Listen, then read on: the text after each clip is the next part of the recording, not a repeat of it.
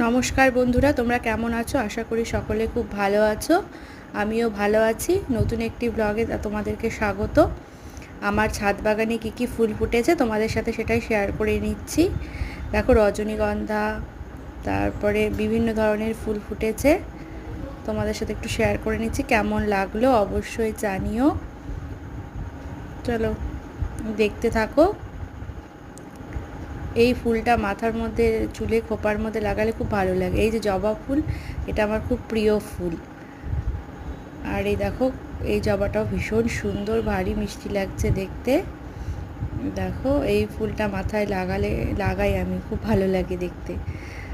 আর দেখো, শীতের ফুল, কদিন পরে আর এই ফুলগুলো দেখতে পাবো না। এগুলো শীতের পিটুনিয়া, অনেকটাই কমে গেছে। যখন শীত পড়েছিল তখন এই ফুলগুলো প্রচুর পরিমাণে ফুটেছিল। এখন ছাদে গেলে মনটা খারাপ হয়ে যায় অল্প ফুল দেখে। অনেক ফুল দেখে দেখে অভ্যস্ত হয়ে গেছি। কি দারুণ লাগছে দেখো। এটা কি গাছ আমি বুঝতে পারছি না, তোমরা যদি কেউ জানো কমেন্টে অবশ্যই জানিও।